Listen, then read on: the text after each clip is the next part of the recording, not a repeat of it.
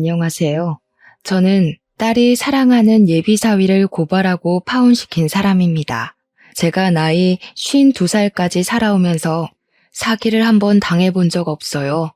그래서 뉴스나 기사에 나오는 범죄 소식을 보면 가슴이 벌렁거리긴 해도 늘 남의 일이라고만 생각했죠. 제가 한참 청춘일 때도 무서운 사람들은 나쁜 마음을 먹고도 뻔뻔하게 잘못을 모르고 그랬는데 요즘 사람들도 예전 못지않게 시겁할 만한 짓 많이 하더라고요.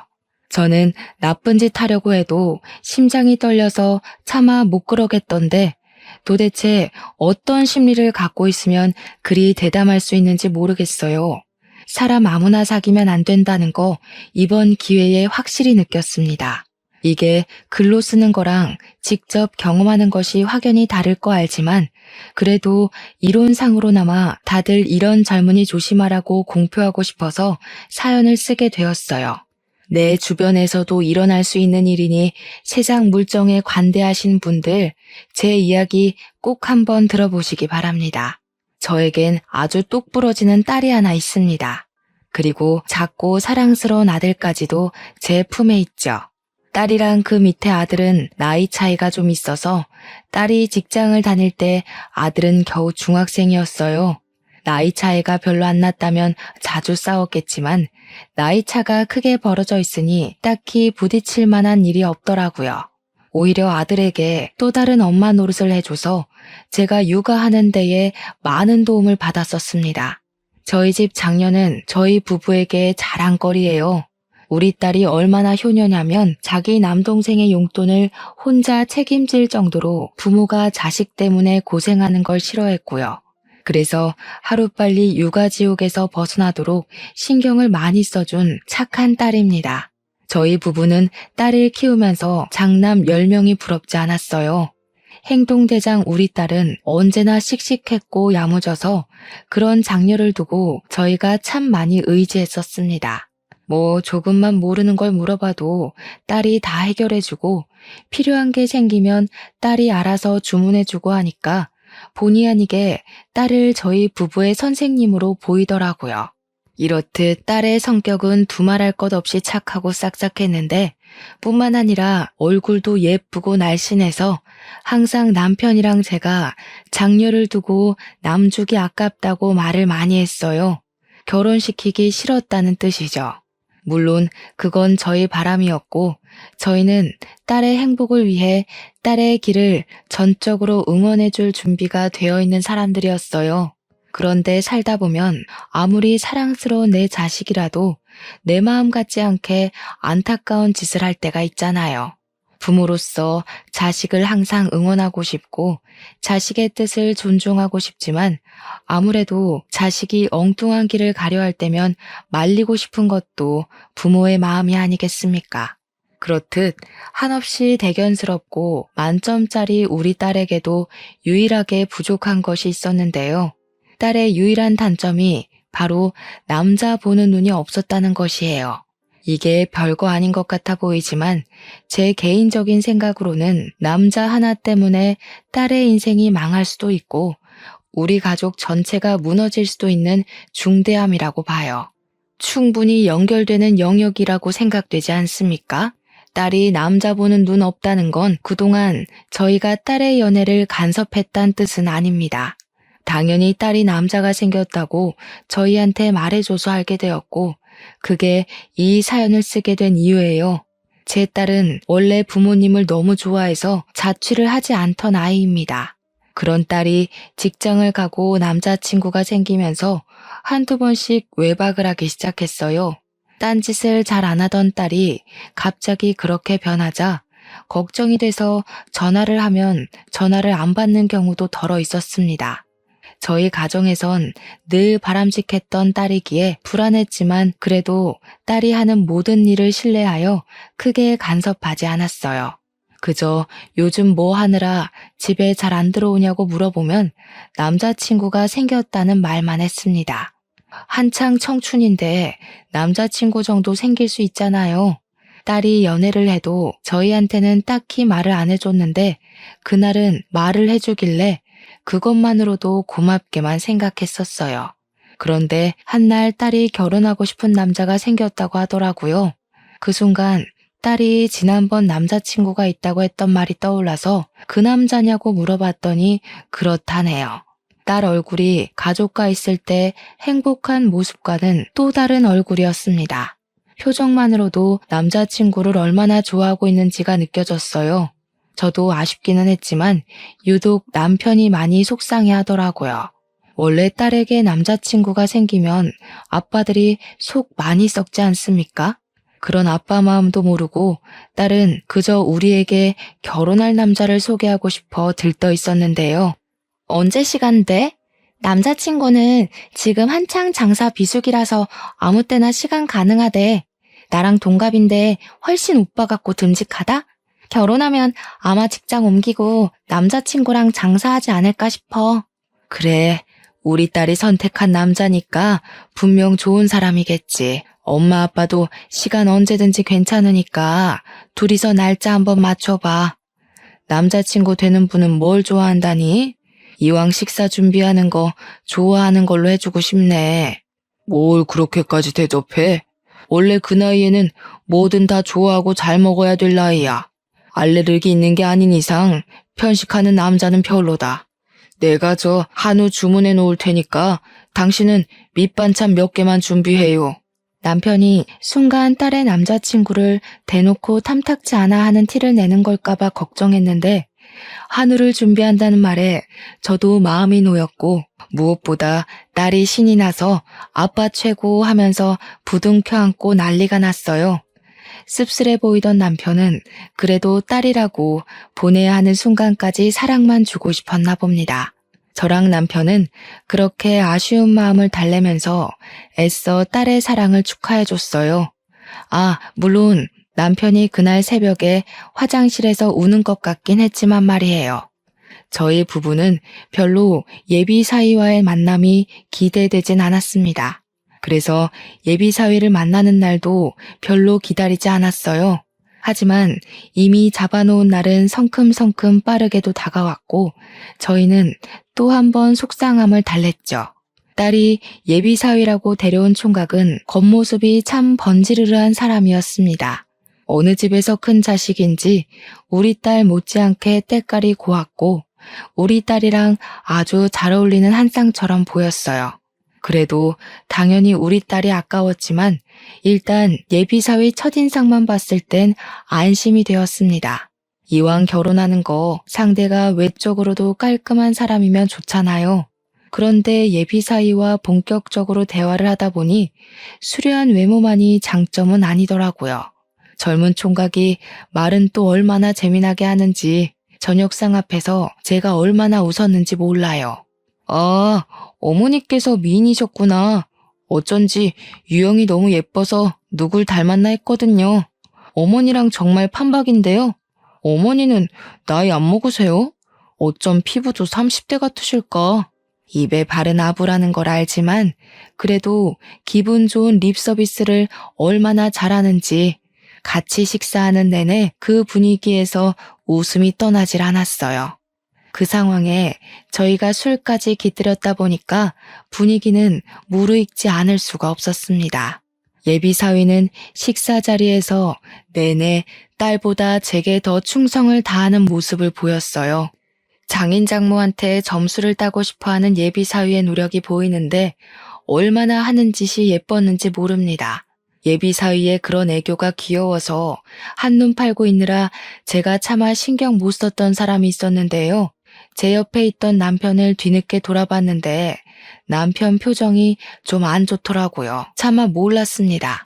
그 뒤부터는 제가 남편을 신경 쓰느라 그 자리를 잘 즐기지 못했어요. 남편 식사 챙겨주고 말 한마디 덧붙여주고 하느라 분위기는 점점 식어갔습니다. 시간도 늦었고 그만 일어나는 게 좋을 것 같아서 자리를 정리했는데요. 그때 예비사위가 취해서 더 거침없는 건지 모르겠지만 남편과 저를 한 번씩 안아주고 돌아서더라고요.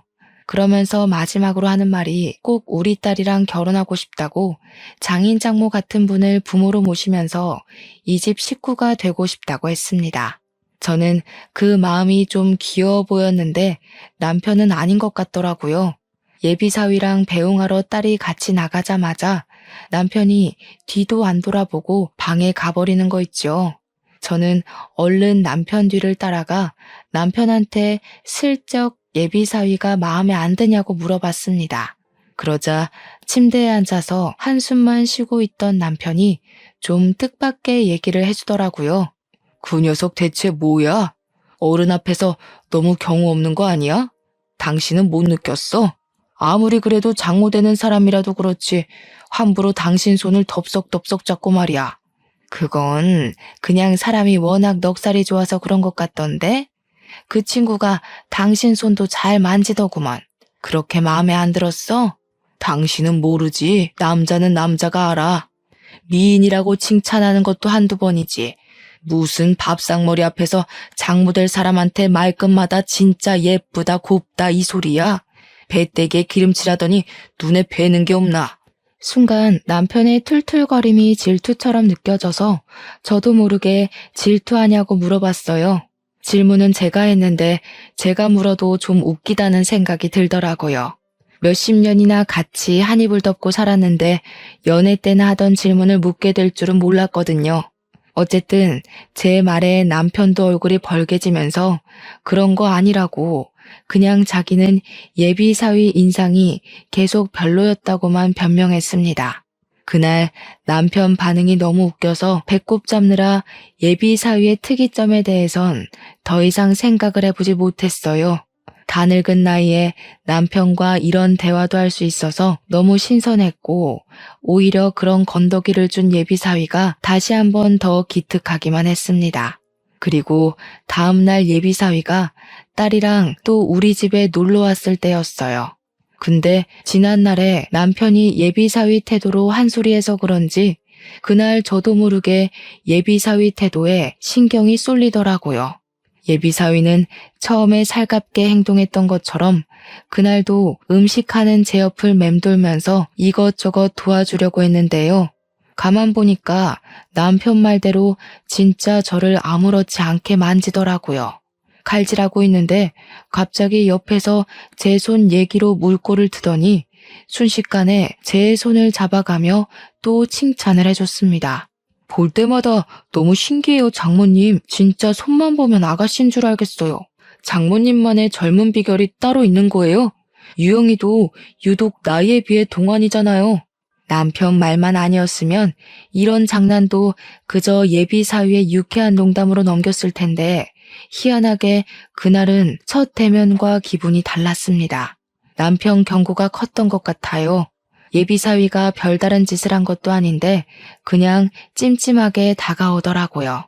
저는 아닌 척 예비사위의 손길을 슬쩍 빼면서 옷에 음식물 튄다고 가서 다른 일 좀 도와달라며 예비사위를 거실로 보내버렸습니다. 근데 생각할수록 이게 맞는 건가 싶더라고요. 그냥 내 딸의 배우자 될 사람이고 우리에겐 예비사위인데 제가 이런 불순한 방향으로 엄한 사람을 경계하는 게 좀 이상하다는 생각이 들었어요. 예비사위가 제게 찝적대는 것 같다는 남편의 말이 사실도 아니고 어른이 돼서 괜히 쓸데없는 오해 때문에 우리 식구 될 사람을 대면대면하는 건 좀 아니라 생각이 들었다는 겁니다. 게다가 우리 딸이 데려온 사람인데 우리 애가 어디 개념 없는 남자를 몰고 왔겠습니까? 이러다 괜히 생사람만 잡는 것 같아서 저는 금세 생각을 고쳐먹었어요. 그러니 예비사위의 친밀감이 또 그냥 별것 아닌 애교로만 보이더라고요. 물론 남편은 여전히 예비사위에게 크게 마음을 안 줬습니다. 그래서 예비사위도 장인어른을 좀 어려워하는 것 같았고 가까이 잘 못 가더라고요. 젊은 총각이 그저 자기가 결혼하고자 하는 여자의 부모에게 점수 좀 따려고 노력하는 것 같은데 그 마음이 너무 고맙고 기특하지 않습니까? 그래서 제가 남편을 몇 번 설득하며 우리 식구 될 아인데 너무 무섭게 대하지 말라고 했는데도 남편은 그저 콧방귀만 뀌었습니다. 그럴수록 무한할 예비 사위를 위해 제가 더 챙기는 수밖에 없었어요. 그렇다 보니 예비 사위와 자연스레 더 친해지더라고요. 근데 아무리 친하더라도 이건 제 입장에서 좀 많이 당황스러웠던 건데 예비 사위가 평소에도 딸이랑 우리 집에 자주 오긴 했거든요. 제가 요즘 애들 가치관을 잘 몰라서 그러는데 딸이 없는 예비 처갓집에도 사위가 아무렇지 않게 혼자 방문하기도 하나요? 예비 사위가 연락도 없이 우리 집을 찾아왔더라니까요. 저는 살짝 당황하고 말았습니다. 아이고, 김서방이 어쩐 일이야? 오늘 유영이 회사 워크숍 가서 없는데 연락 못 받았니? 알죠. 없는 거 알고 일부러 찾아왔어요. 장모님 심심하실까 봐요. 사실 저도 오늘 장사 쉬는 날이라 놀 사람 없기도 하고 마침 장모님 생각 나더라고요. 오늘 저랑 놀아주실 거죠? 살가워도 이렇게 살가울 수가 있나 싶었습니다. 굉장한 친화력에 깜짝 놀랐어요. 저희 집 사람들은 원래도 의심이나 경계가 많아서 누구에게 먼저 다가가는 성격이 못 되거든요. 그렇다 보니 먼저 손 내밀어주는 예비사위 성격이 고맙다가도 한편으론 좀 낯설고 부담되기도 했어요. 좋게 비유하자면 마치 주인 뒤만 졸졸 쫓아다니는 강아지 같다고나 할까요? 일단 저희 집을 찾아온 손님이니까 대접을 하는 게 맞잖아요. 그래서 얼른 들어오라고 밥은 먹었냐고 제가 예비사위를 챙겼는데요. 예비사위가 잠깐 화장실 간 사이에 남편이 저를 따로 방에 부르더니 예비사위 욕을 하기 시작했어요. 뭐 저런 놈이 다 있어? 정말 미친놈 아니야? 누가 결혼도 안 했는데 신부 쪽 집을 들락날락해. 결혼해도 오기 불편해야 되는 게 처갓집이야. 우리를 물로 보는 것도 아니고 무슨 밥 먹일 생각 말고 당장 내보내. 나쁜 의도로 찾아온 거 아니잖아. 다른 집 사위들은 아예 처갓집 대문짝만 봐도 가기 싫어서 마누라랑 싸우기도 한다는데 그런 거 생각하면 우리 사위는 얼마나 기특해. 마음 좀 좋게 먹어봐요. 언제까지 이렇게 미워하려고. 이러면 우리 딸도 속상해해. 저는 흥분한 남편을 최대한 진정시켰습니다.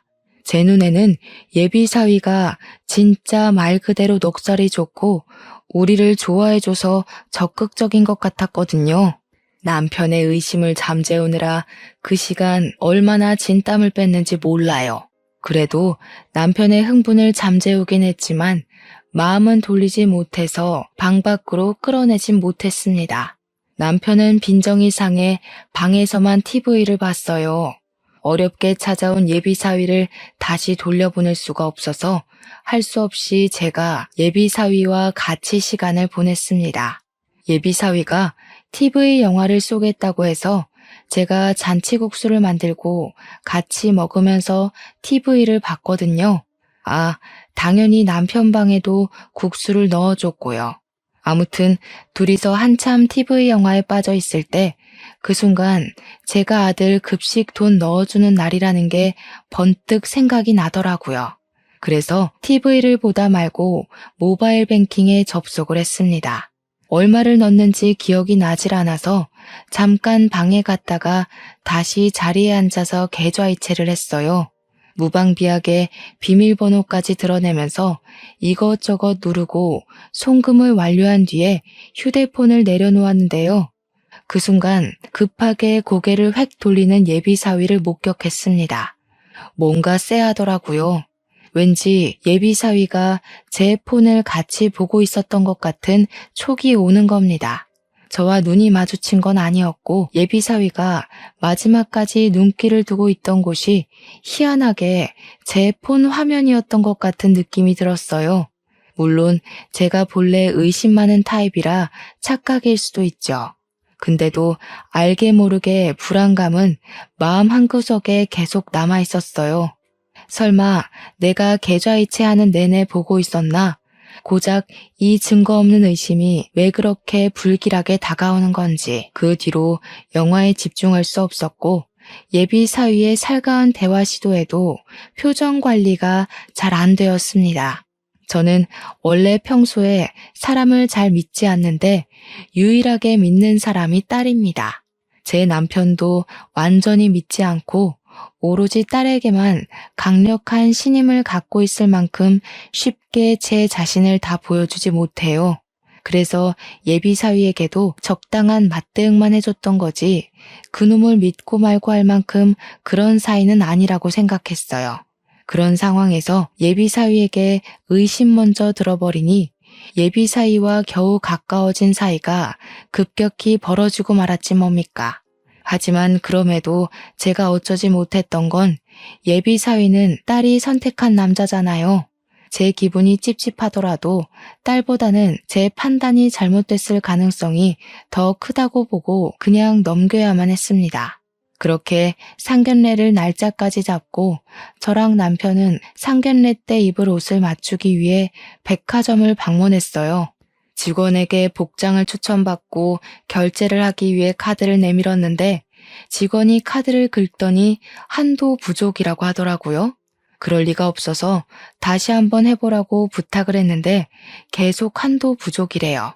제가 분명 집에서 나올 때 1,000만 원 정도의 잔액이 든 카드를 들고 나왔거든요. 직원한테 계속 부탁하는 것도 민폐고 직원도 난감해하길래 급하게 뱅킹 조회를 해봤는데요. 충격이게도 겨우 7,000원 돈만 남아있더라고요. 이게 어떻게 된 일이지 싶어 일단 옷 사는 건 보류하고 집으로 돌아와야 했습니다. 저와 남편은 집에 오자마자 혹시 돈을 다른 곳에 옮겨둔 건 아닌지 뱅킹이랑 통장을 뒤져서 확인했어요. 남편도 큰 돈이 없어진 거라 꽤 놀라서 경찰 신고하자고 난리더라고요. 대체 우리 말고는 손댈 사람이 없는데 그 돈이 어디로 솟은 거야? 딸내미도 그 통장 모르잖아. 당신 정말 그 계좌에 돈 둔 거 맞아? 우리 말고는 이 통장을 모른다. 남편의 이 발언을 듣는 순간 제 머릿속에 무섭게 떠오른 사람이 있었는데요. 바로 예비 사위였습니다. 제 마음속에 내내 남아있던 불길함이 있었잖아요. 예비 사위가 저희 집에 혼자 찾아온 날 저랑 같이 나란히 앉아서 TV를 보고 있을 때 예비 사위가 제 폰을 몰래 훔쳐봤던 게 그리 불안했는데 그게 왠지 1,000만 원 실종과 연관이 있을 것 같더라고요. 하지만 그건 그저 제 추측일 뿐 심증만 있고 물증은 없던 상태가 아닙니까? 다짜고짜 예비 사위를 붙잡아다가 몰아붙이는 건 자칫 딸과의 사이마저 틀어질 수 있는 위험이라고 생각을 했어요. 그래서 저는 차라리 딸에게 직접 물어보자고 마음먹었습니다. 현명한 딸이라면 제가 이런 고민을 얘기했을 때 분명 똑소리 나는 해결책을 줄 거라고 생각했어요. 근데 제가 딸을 너무 믿었던 거죠. 그날 생전 처음으로 딸의 낯선 이면만 마주하게 되었는데 딸이 뭐에 신 것처럼 얼마나 무서웠는지 모릅니다. 고작 그런 걸로 예비 사위를 의심해? 걔가 엄마 폰 받는지 안 받는지 확실한 증거가 있는 것도 아니잖아. 다 엄마 망상 아니야? 괜히 생사람 잡지 마. 그 사람이 뭐가 아쉬워서 우리 집 돈을 훔쳐. 그 사람 연매출 억 단위야. 망상이라니. 그때 분명 엄마가 이체하는 걸 훔쳐보는 것 같더라니까. 너도 없는데 우리 집 찾아온 것도 이상하지 않아? 아빠가 계속 그놈 어딘가 의심스럽다고 했었거든. 그건 아빠가 내 남자친구 마음에 안 드니까 일방적으로 모욕하는 거고 말 조심해.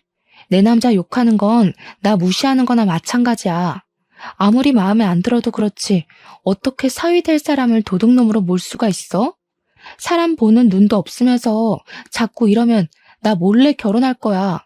전적으로 예비 사위 편을 들면서 저한테 대드는 딸의 모습을 보는데 너무 충격적이더라고요. 우리 딸은 사춘기 때도 부모님께 효도하던 착한 아이였거든요. 고작 몇 달 만난 남자친구 때문에 부모한테 바락바락 소리치며 입도 뻥끗 못하게 하는 딸을 보고 저랑 남편은 크게 서운했어요. 어떻게 부모가 1,000만 원이 털렸다는데도 자기 남자만 신경 쓸 수 있는 걸까요? 딸한테 이런 표현을 쓸 줄은 몰랐는데 그 순간 서운함을 넘어 정까지 떨어질 뻔했습니다. 그 뒤론 딸에게 감히 예비 사위에 대해 언급하지 못했어요. 그냥 제가 직접 사위를 시험해 보는 게 낫겠다고 생각을 했습니다. 그리고 그 다음날 어김없이 우리 집을 찾아온 사위한테 저는 일부러 1,000만 원 도둑 맞은 걸 고스란히 알려주었어요. 이 일을 어쩌면 좋으니? 이렇게 큰 돈을 도난당했을 땐 어떻게 해야 되는 거야? 자네는 사장하는 사람이라 젊고 똑똑하니까 이런 일에 대해 잘 알지 않아? 자네가 경찰에 좀 신고해주라. 나는 손이 떨려서 도무지 뭐라고 말도 잘 못할 것 같아서. 네, 장모님, 일단 신고하는 게 좋겠어요. 어떡해요. 진짜 놀라셨겠어요. 우선 저한테 맡겨주세요. 제가 알아서 신고 접수할게요. 저는 예비사위한테 신고를 부탁하면서 일부러 표정을 살피려고 했습니다. 직접 신고를 부탁했던 것도 일종의 미끼였어요. 예비사위가 훔친 게 맞다면 당연히 경찰에 신고를 안 할 거라고 생각했거든요. 그리고 그 다음날 제가 따로 경찰서에 전화해서 어제자로 신고 들어온 게 있냐고 물어봤습니다. 피해액이 1,000만 원인 절도 사건이라고 했는데 경찰이 그런 신고 들어온 거 없다고 하더라고요. 이건 빼도 박도 못하는 증거이다 싶어서 저는 이 통화 내용을 퇴근하고 온 딸에게 들려줬어요. 딸이 처음에는 제가 또 예비 사위를 의심하는 것 같자 성질을 내려고 했습니다. 그런데 제가 들려주는 통화 녹음을 다 듣더니 살짝 당황한 얼굴이더라고요. 이것 봐라. 내가 분명 그놈한테 신고해달라고 했고 그놈도 신고했다고 했잖아. 너도 그 자리에서 들었으니 알 거 아니야. 근데 왜 신고 접수가 안 됐냐고. 이래도 김서방이 안 수상해? 오해한 거겠지. 경찰들이 신고를 한두 건 받는 것도 아닌데 경찰 실수로 누락됐을 수도 있는 거잖아. 그냥 내가 다시 신고할게. 만약 남자친구 짓 아니면 엄마 아빠 가만 안 둬? 나 집 나갈 거야. 딸의 발언은 여전히 예비 사위를 믿고 있었고 서운했지만 그래도 딸이 처음보다는 흔들리는 태도를 보여줘서 그것만으로도 일단 안심을 했습니다. 하지만 이러고 딸이 예비 사위한테 냅다 얘기해버릴지 어떻게 합니까? 제가 유일하게 딸만은 뭘 하든 다 믿어줬는데 이젠 딸까지도 못 믿는 지경이 돼버렸네요. 어쨌든 이제 남자의 눈이 멀어 상황 분간 못하는 딸도 못 믿겠기에 딸한테는 고분고분 알겠다고 기다리고 있겠다고 대답한 뒤 제가 따로 전화해서 직접 신고를 했습니다. 그리고 3일 뒤였어요. 딸이 동생한테 쓰라고 400만 원을 넣어둔 통장이 있는데요. 딸이 한날 돈을 입금하려고 ATM 기기를 찾았다가 그 안에 400만 원이 없어졌다는 걸 알았고 다급히 집에 와서 따진 적이 있었습니다. 그 통장은 당연히 딸이 들고 있는 데다가 카드는 딸 하나, 우리 부부 하나 이렇게 2개로 나눠 갖고 있었어요. 그러니 딸이 우리를 의심할 수밖에 없는 상황이었죠. 우리가 안 했다는 증거를 당장 댈 수 없지만 우리는 아니거든요. 아무리 봐도 그것마저 사위짓 같더라고요. 제가 뱅킹 비밀번호까지 훔쳐보면서 1,000만 원을 빼갔던 강 큰 놈이 400만 원이라고 못 훔치겠습니까? 그래서 제가 딸한테 또 한 번 사위짓이 아니냐고 의심을 해봤어요. 딸이랑 관계가 완전히 틀어질지도 모른다는 각오까지 해야 했지만 설령 그렇게 된다고 하더라도 딸이 그 수상쩍은 예비 사위와의 결혼을 포기하길 바랬습니다. 그런데 의외로 이번엔 딸의 반응이 좀 다르더라고요. 제 말에 기분 나빠하기는커녕 뭔가 생각을 하는 듯 잠자코 머리만 굴리고 있었습니다. 그러다 딸이 하는 소리가 안 그래도 그 통장의 존재를 사위가 알고 있다고 하더라고요. 그리곤 지갑에 카드를 찾아봐야겠다며 잠깐 자리를 떴는데 지갑 확인한 딸이 카드 위치가 달라져 있는 걸 확인했고 그제야 딸도 사위를 의심하기 시작했습니다. 딸은 확실히 하기 위해서 하루 뒤 예비 사위 차의 블랙박스에 있던 칩을 몰래 들고 와 확인까지 했어요. 저희 식구가 같이 블랙박스를 확인했는데 사위가 뜬금없이 잘 가지도 않는 편의점을 들린 정황이 발견되었습니다. 저랑 남편은 그걸 보고도 아무런 포착을 하지 못했으나 사위를 잘 아는 딸의 입장은 달랐어요. 딸이 놀라면서 말을 하길 사위는 평소 담배도 피우지 않아서 편의점 같은 데를 잘 안 간다고 하더라고요. 딸의 말을 들으니 확실히 예비 사위의 동선이 이상하긴 했습니다. 딸은 단순히 예비 사위의 편의점 방문만으로 의심을 끝내지 않고 돈이 빠져나간 일자와 편의점 간 일자를 비교를 하여 비슷한 시간에 일이 일어났다는 것까지 알아냈어요. 이것이 진짜 반박 못할 증거였습니다. 큰 돈을 잃어버린 거라 못 찾으면 어쩌나 했는데 범인을 우리가 알고 있으니 신고만 하면 될 일이었어요. 저랑 남편은 크게 안심하면서 딸한테 고생했다고 알아봐줘서 고맙단 말을 잊지 않았습니다. 그러니 딸이 묵묵하게 고개만 숙이고 있고 저희 말에 답을 못하더라고요. 혹시 예비 사위의 실체에 충격이 심한 건가 걱정이 되어서 딸 앞으로 몸을 낮췄더니 딸 눈시울이 울긋불긋한 게 보였습니다. 왜 그래, 딸? 엄마 아빠가 너무 다그쳐서 그래? 엄마 아빠도 웬만하면 딸이 사랑하는 남자 보듬으려고 했어. 근데 도무지 내 귀한 딸을 그런 찝찝한 놈한테 보내면 안 될 것 같더라고. 그런 게 아니야. 미안해. 엄마 아빠가 괜한 소리 하는 거 아니었을 텐데 내가 남자 하나에 미쳐서 정신을 못 차렸어. 못 믿어줘서 미안해. 내가 잘못한 거니까 내가 그 자식 해결할게. 피해줘서 진짜 미안해. 딸은 충격이 컸는지 눈물까지 보였습니다.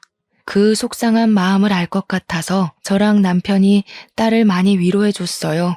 저희도 딸에게 실망하긴 했지만 그래도 우리 자식이잖아요. 이렇게 사죄하며 오는 건 저희가 원했던 게 아니었습니다. 딸은 드디어 예비 사위와 갈라서야겠다는 마음을 단단히 먹었는데요. 자기는 예비 사위를 끝까지 믿어주었는데 그만큼 뒤통수도 크게 맞은 느낌인가 보더라고요.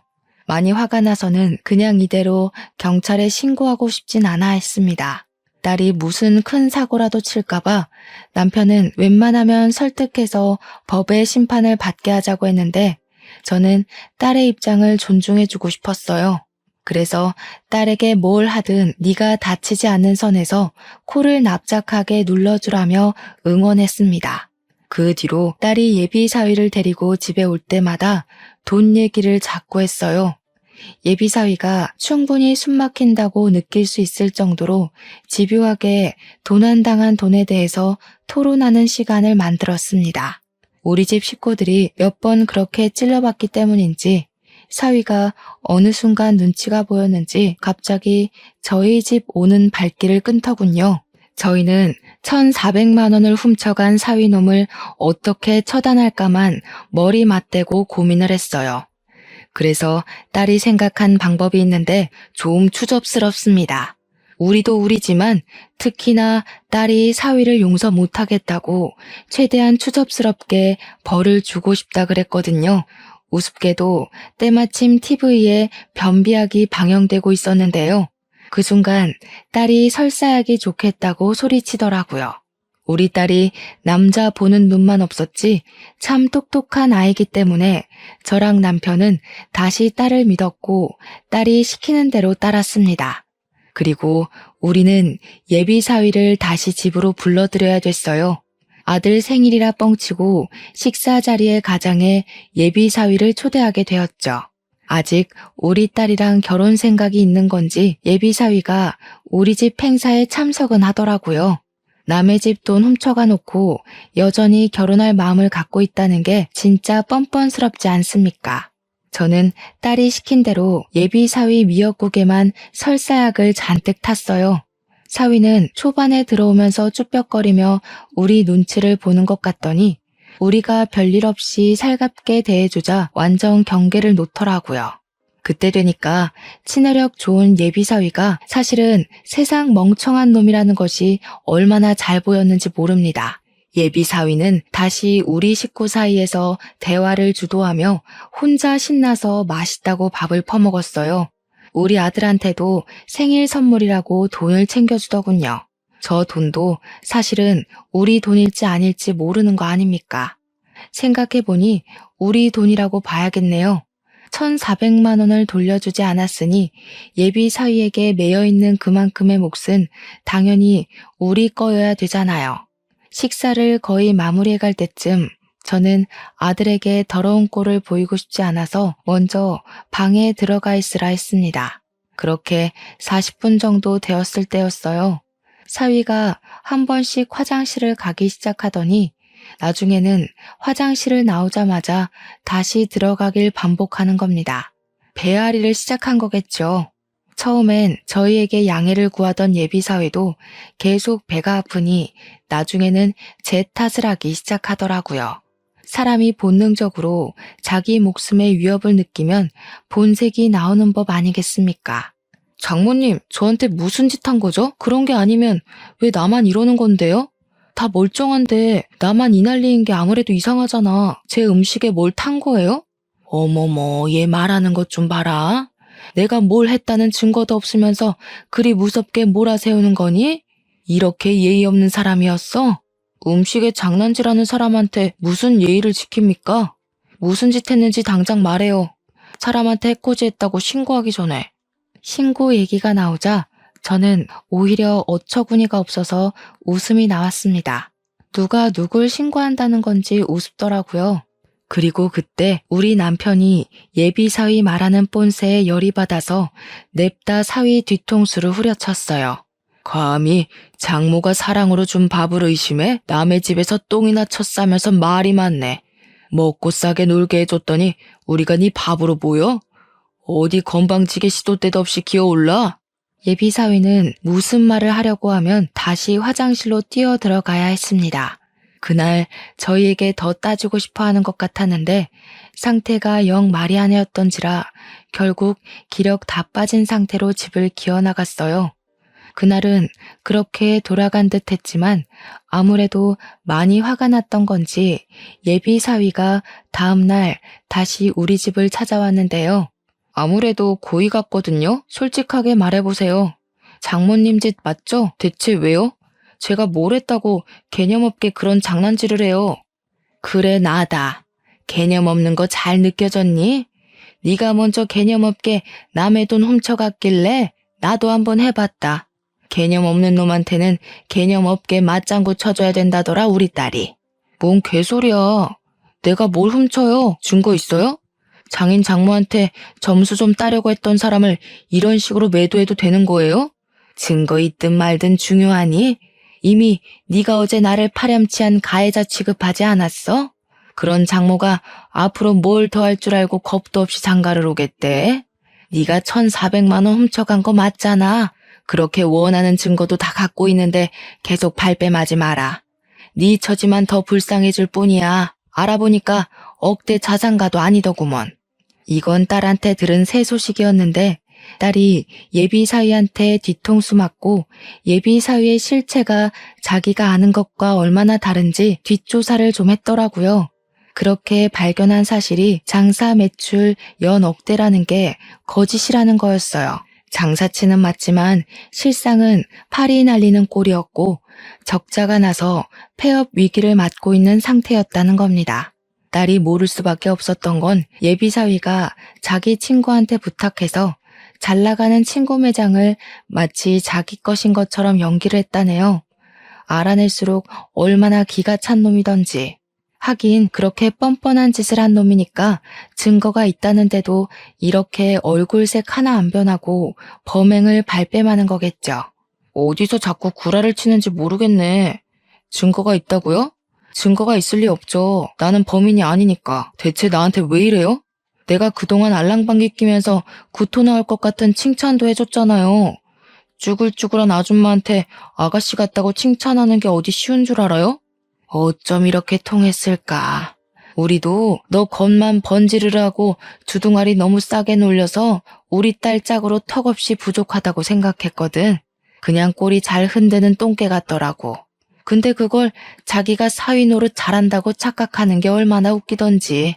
저도 이렇게 막말하는 게 힘든 사람이었지만 예비 사위처럼 하찮은 사기꾼한테 더 하찮게 보이고 싶지 않아서 최대한 예비 사위를 개무시해줬습니다. 그리곤 어쨌든 네가 1,400만 원 가져가는 바람에 돈 없어져서 결혼 못하게 됐다며 파혼을 선언했고, 앞으로 우리 집도 대문도 돌아보지 말라고 부정 탄다고 쐐기를 박아줬어요. 그러자 예비사위가 제 말을 비웃으면서 웃기는 소리 말라고 1,400만 원 없어도 이 집 잘 사는 거 다 알고 있다고 떵떵거리대요. 유영이랑 재산 다 깠거든요. 엄청 애지중지하는 딸이라면서요. 그럼 장인어른 장모님 둘이서 이 집 팔아서라도 결혼식 해줘야죠. 솔직히 두 분은 살 만큼 살았잖아요. 남은 생인 딸이 더 잘 살도록 어떻게든 퍼부어주려고 해야지. 그딴 배짱도 없는 부모면서 딸 아낀다고 말할 수 있어요? 예비사위는 갈수록 더 미친 망언을 내뱉기 시작했습니다. 그러자 방에 숨어서 우리 대화만 듣고 있던 남편이 분노를 못 참고 뛰쳐나왔어요. 혹시라도 남편이 예비사위에게 손찌검하면 예비사위가 괜히 신고하는 만에 난동 부릴 것 같아서 제가 남편더러 방에 숨어 있으라고 했거든요.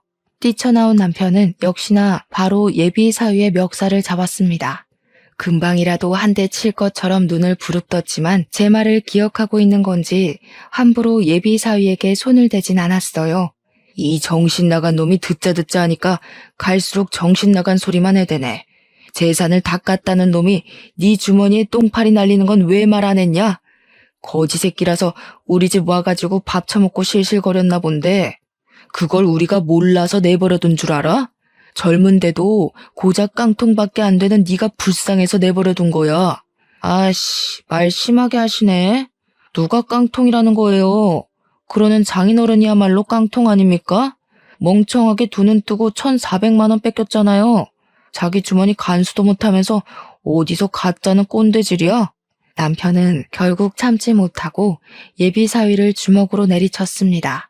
남편이 제 말을 지키지 않았지만 저도 그 순간 예비사위의 만행을 더 이상 못 참아주겠더라고요. 주먹 한 대 맞고 얼얼하게 서 있는 예비사위의 발등을 확 밟아버렸습니다. 그러자 예비사위가 비명을 지르면서 구부러지더라고요. 쓰러진 예비사위를 남편이 다시 붙잡고는 결정적인 발언을 했는데 예비사위가 우리들 공격에 머리 끝까지 열받았는지 마찬가지로 결정적인 멘트를 날려주는 겁니다. 네가 지금 똑똑해서 1,400만 원 잘 훔쳐냈다는 거냐? 고작 남의 돈 훔쳐서 입에 풀칠하는 새끼면서 뭘 그렇게 있는 척 똑똑한 척이야? 비렁뱅이다 보니 눈앞에 있는 돈이 담이 났나 본데 내 딸한테 돈 보고 접근했지? 돈에 미쳐서 지 앞날에 뭐가 기다리는 줄도 모르는 멍청한 놈. 그래봤자 네 남은 인생은 깜빵이야. 뭐요? 설마 나를 경찰에 신고한 거예요? 저 자식처럼 생각해준다면서요.